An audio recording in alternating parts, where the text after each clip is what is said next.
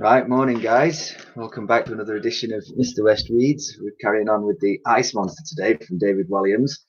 Okay, so remember, quick recap. Dottie and Elsie had managed to defeat the professor who was trying to kidnap the Ice Monster, and they then escaped. Dottie and Elsie escaped riding on the woolly mammoth, and they rode over to the old pensioners' home, where they want to go and see Titch, who is Dottie's boyfriend, and they covered the elephant in a sheet like this, and they are trying to pretend that the elephant is a tank and that it's a new secret weapon, and that they need to get in to see Titch to show him this new secret weapon, and that it's a secret mission. And when they were trying to get in, Wooly, which is the name of the mammoth, remember, made a noise, and the guard. Now I can't remember the guard's name. It's the old soldier. The guard's name.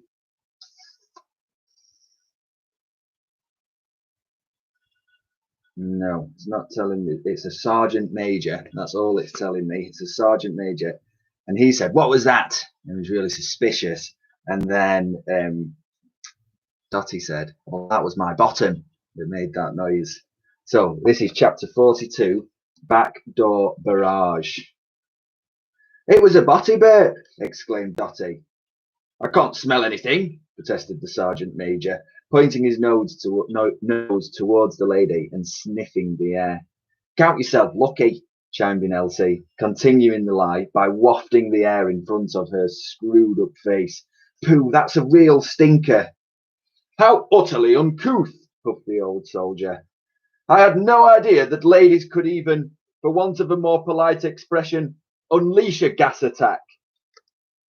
And it's got a footnote at the bottom which says, "Other military terms for breaking wind the sergeant major could have used include one gun salute, bottom blast, invisible grenade, dirty bomb, backdoor barrage, and an attack from the rear."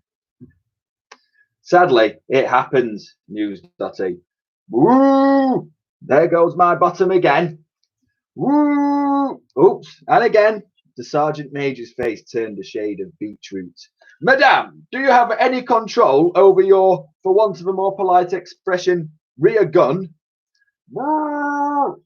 It seems not," replied Dottie. "Dottie's got a grotty botty."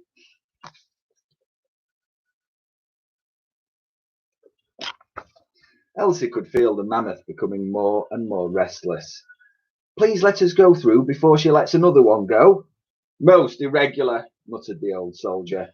He raised the gate at once and saluted as the three unlikely visitors passed through into the grounds of the Royal Hospital. "Thank you so much," said Elsie. "Brrr! Naughty bottom," called out Dottie, slapping her own rear end. Just as they led the mammoth across the lawn, she stopped. With her trunk, she snuffled under the snow and began to munch on the frozen grass. Rumph, rumph, rumph. Having not eaten for 10,000 years, the animal was hungry. As much as the pair tried to keep moving, the mammoth was staying put. From under the sheets, she munched and munched and munched. She must have eaten a ton of grass before she was full. From his sentry post, the sergeant major looked on. He raised a telescope to his good eye and spied on the strange goings on in the grounds of the hospital. "Just refueling," called out Elsie. The old soldier shook his head. "Ruddy strange sort of tank." "Yeah, it doubles as a lawnmower," said Dottie. Just as the pair thought they might have got away with it, the inevitable happened. The animal laid a mammoth poop. Thud! The prehistoric poop plopped onto the snow. It was mammoth both in origin and size, large and brown and steaming. Just testing the new weaponry," exclaimed Elsie. "It's a stink bomb," added Dottie. "Don't worry," Elsie began. "It's not explosive." Then she added under her breath, "I think." Well, you can't leave it there on the lawn, roared the sergeant major. What do you want us to do with it? Asked Elsie. Put it back in the chute. The pair looked at the back end of the mammoth. I'm not sure that's going to work, said Dotty. I'd say it's a bit more of an exit than an entrance. Well, pick it up then, he ordered. Me? Asked Dotty. She'd been a cleaning lady for 40 years and had dealt with all kinds of unspeakable mess, but this was beyond. Yeah, you, said Elsie. The lady gave the little girl a stern look. Don't dilly-dally, woman. Get on with it, bellowed the sergeant major. Reluctantly, Dotty bent down. Holding her nose as far away from the hot, steaming pile as possible, the lady scooped it up in her hands. She stood up and held it away from her as far as her arms would allow. At last, called out the sergeant major. The three unlikely friends moved on. The little girl couldn't help but smile, which made the lady fume. Would you care to swap? Asked Dotty, already knowing the answer. I'm fine, thank you, said Elsie. Leading the mammoth across the courtyard, she noticed an unusually short soldier looking out at them from a tall window. He was smiling, waving, and blowing kisses in the most extravagant manner. Titch! Exclaimed Dotty. Chapter 43. A Grave Mistake. It looks just like a hairy elephant to me, remarked Twitch. Elsie was pleased to finally meet this man she'd heard so much about. He was indeed short, not even taller than her.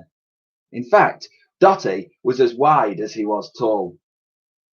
There was no denying that they made an unusual match. However, all that mattered was that the pair glowed in each other's presence. The animal was drinking water from a toilet stall in the Royal Hospital, her trunk stuck down the U-bend. Well, she's not a hairy elephant, replied Elsie haughtily. She's a woolly mammoth. I've never heard of such a thing, scoffed Titch. Well, that doesn't mean it doesn't exist. It's a prehistoric creature. I'm prehistoric myself, and I don't remember seeing those as a boy in the Welsh valleys. Well, that's because woolly mammoths died out thousands of years ago. And you just brought her back to life, did you? Said the man with a chuckle. Yeah, replied Elsie. Actually, we did. This stopped the old soldier in his tracks. He looked at Dotty for confirmation. The lady nodded her head. Well, what the ruddy hell is he doing here then? He demanded. I was rather hoping you might help us hide her, replied Dotty. Me? Yeah. Here? Yeah. A great big fairy elephant? Well, no. Elsie jumped in to correct him. She's a woolly mammoth. How long for? He asked. They live for 50 years or more. 50? Yeah, this is just a baby one. How big do they grow? To about the size of a house. A house? Just then there was the sound of a flush in the stall next door. Splish! An impossibly old man shuffled out, wearing a nightshirt with a military cap and leaning on a cane. The three looked at one another in panic. They'd had no idea the man had been in there the whole time. Morning, Colonel, said Titch. I'd leave that a minute if I were you, muttered the Colonel, wafting the air and actually making the smell worse, not better. Despite the stink, the three smiled back at him, but said nothing, hoping he might shuffle on. He didn't. The Colonel spotted the rear end of the mammoth sticking out of the stall next to his. He took a moment to admire it before commenting. My word, that's a quite remarkable large furry bottom. New boy, is he? It's a pet, replied Titch. A pet? Yeah. Now I would hate for you to miss your breakfast, Colonel. Let me help you to the dining hall. The private took the Colonel by the arm, but the old man was having none of it. You can't keep a pet in the Royal Hospital, Private. It's against regulations. It won't be here for long, replied Titch, shooting a look at Dotty. No more than 50 years, Colonel, sir, chipped in the lady. Elsie shook her head in disbelief at Dotty's stupidity. 50 years? Sputtered the Colonel. What kind of animal is this thing, anyway? She's a woolly mammoth, replied Elsie. Oh, a what? Asked the man. It's like a hairy elephant, added Dotty. We can't have a hairy elephant in here, shouted the man. Whatever is this country coming to? Get the blasted beast out. With that, he whacked the mammoth's bottom with his stick. Whack! This would prove to be a grave mistake. Chapter 44. Right up my what's it. No! Shouted Elsie. Hoo! Cried the animal. She began bucking from side to side. Crunch! The wooden partitions between the toilets splintered into pieces as the mammoth struggled to get out. When she lurched backwards, the Colonel gave her another whack with his cane. Take that, you hairy-bottomed beast! Whack! Stop! Cried Elsie. She lurched at the Colonel and held onto his arm to stop him striking her friend again. Get your filthy hands off me, girl! The mammoth was trying to turn herself around in the cramped toilet. Her tusks bashed into the toilet bowl, crash, smashing it to pieces. Split! Water began gushing everywhere, soaking everybody and everything. Oh! Cried the Colonel. Oh, dearie me, more mess for me to clean up, remarked Dotty, never one to leave her job far behind. I'm going to be in big trouble with Matron, said Titch, desperately trying to sit on all the toilets at once to stop water spraying across the ceiling. All he achieved was an incredibly wet bottom. Oh, he screamed as he was propelled into the air. The water's going right up my what's it? Eventually, the mammoth managed to turn herself around and ripped the cane out of the man's hands with her trunk. With all her might, she hurled the cane across the room. Whiss! It hit the window, bang, shattering it. Crack! Oh, cripes, not another breakage, muttered the lady. The water level in the room was rising rapidly. All 4 humans and the mammoth were soon knee-deep in it. With all the noise, it was only a matter of time before someone came thumping at the door. Thud, thud, thud. What in heaven's name is happening there? Called a female voice. It's Matron, hissed Titch, a flash of panic in his eyes. Then he raised his voice. It's all right, Matron. Everything's under control. Just a minor problem with the flush. The Colonel, who had only come in for a quiet morning poo, was having no more of this nonsense. Matron, they've got some hairy great elephant in here. Seeing things again, Colonel, she called out.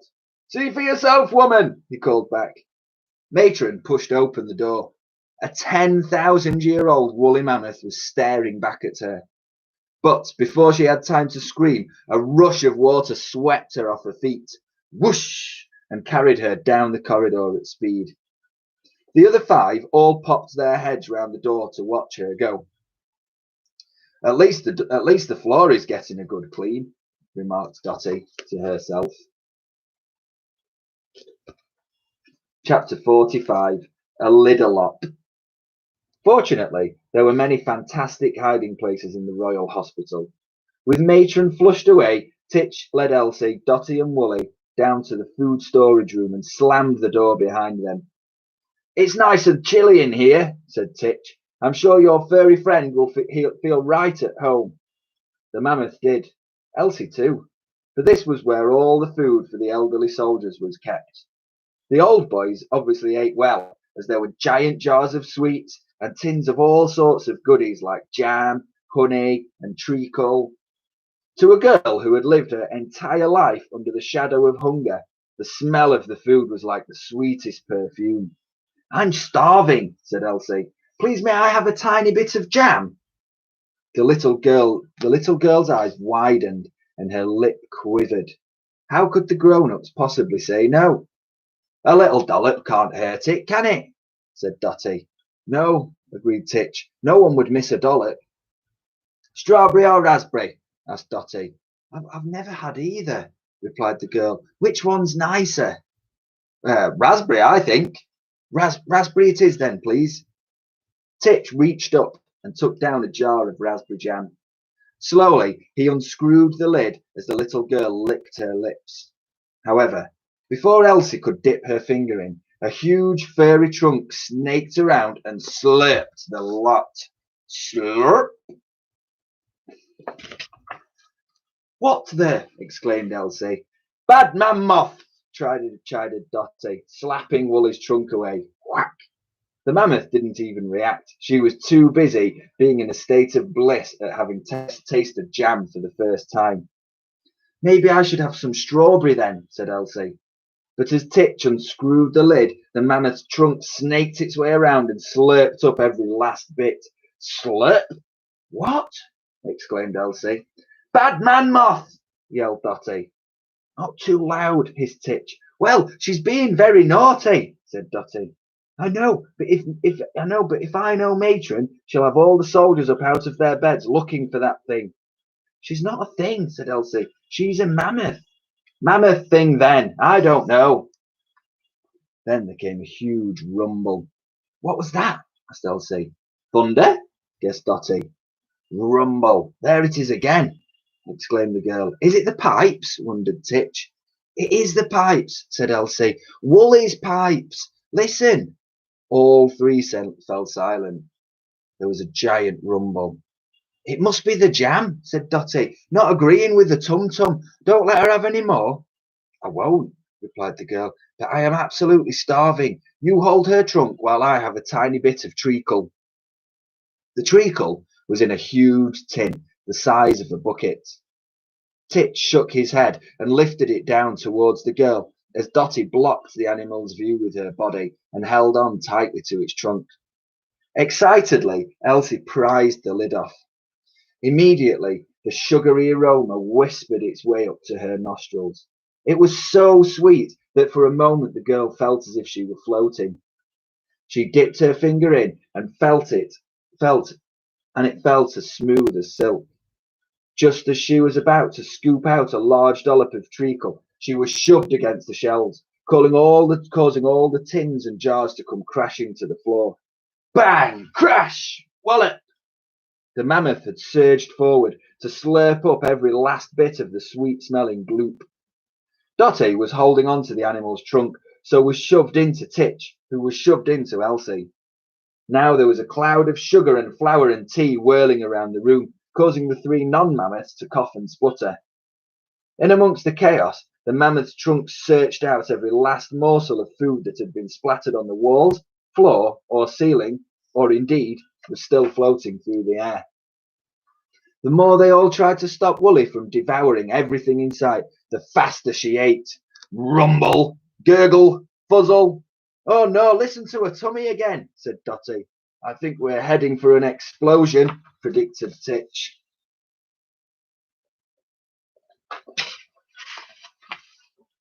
Chapter 46, Bottom Explosion. Right, we're going to leave it there for today. We'll pick that back up again tomorrow. So, hope you guys are all okay. Remember, email us if you need anything. Go onto the school website, find the Year 4 email address. Let us know if you need any worksheets or anything else. And I hope you're all doing really well. Take care. I will see you all back here, same time tomorrow, 10 o'clock. Okay, guys, take care. Bye.